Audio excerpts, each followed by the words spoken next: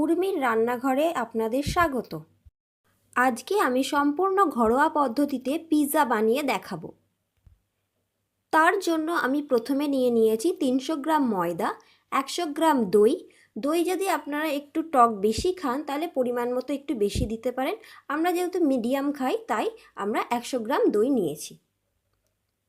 তারপর এর মধ্যে একে একে এতে ইস্ট ব্যবহার করেছি, যেটা 15 মিনিট আগে আমি ভিজিয়ে রেখেছি। তারপর এতে নুন, খাবার সোডা, চিনি, টক দই এবং ইস্ট সব উপকরণ দিয়ে আস্তে আস্তে ডোটাকে নরম করে মেখে নিয়েছি। মাখতে মাখতে দরকার হলে একটু অল্প পরিমাণে দুধ এতে ব্যবহার করা যেতে পারে। মাখা হয়ে গেলে আধা ঘন্টা মতন রেস্ট দিয়েছি। 30 মিনিট পরে ফিরে এসে আমি ডোটাকে অল্প অল্প তেল দিয়ে ভালো করে ডোটাকে মেখে নিয়েছি। মেখে নিয়ে একটা থালার ওপরে তেল মাখিয়ে ওই ডোটাকে চেপে চেপে চেপে চেপে থালার চারিদিকে ছড়িয়ে দিয়েছি। ছড়িয়ে দেবার পরে সেটাকে কাঁটা চামচ দিয়ে মাঝখানটা গর্ত গর্ত করে দিয়েছি, যাতে করে রুটিটা ফুলে না যায়।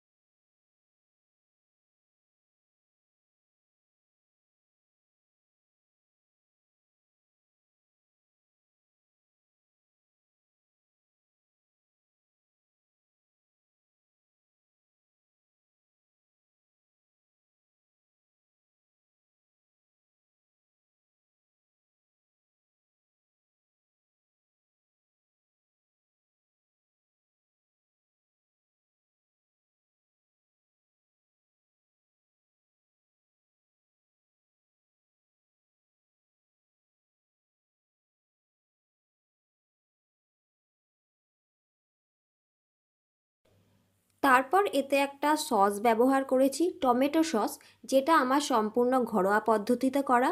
সসের মধ্যে কোনো পেঁয়াজ রসুনের পেস্ট দেওয়া নেই, শুধু একটু লঙ্কার গুঁড়ো আর নুন আর চিনি দিয়ে তৈরি করা। তাই জন্য আমি ওই সসটার মধ্যে একটা বাটিতে একটু রসুন পেস্ট ও একটু চিলি ফ্লেক্স নিয়ে একসাথে টমেটো সসটাকে মাখিয়ে নিয়েছি। তারপর ময়দার ওপরে সেই পুরো টমেটো সসটা মাখিয়ে নিয়েছি। তারপর একে একে সমস্ত উপকরণ দিয়ে পিৎজাটাকে সাজিয়ে নিয়েছি। সাজাতে আমি ব্যবহার করেছি সয়াবিন, টমেটো, ক্যাপসিকাম, পেঁয়াজ আর সুইট কর্ন। সাজানো হয়ে গেলে আমি ওপর দিয়ে কিছুটা চিজ গ্রেট করে দিয়ে দিয়েছি।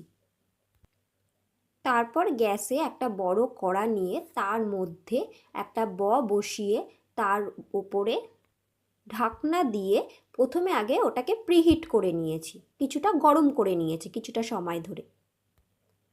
গরম হয়ে যাবার পরে ওই পিৎজার থালাটা ওর ওপরে রেখে আবার ঢাকনা দিয়ে দিয়েছি। এইভাবে আমি 40 মিনিট থেকে 45 মিনিট পর্যন্ত লো টু মিডিয়াম আঁচে পিৎজাটা হতে দেব। 45 মিনিট পরে ঢাকনা খুলে দেখব পিৎজাটা কতটা হয়েছে।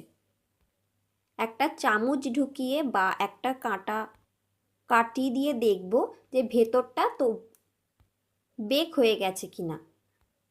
হয়ে গেলে আমার পিৎজা সম্পূর্ণ রেডি।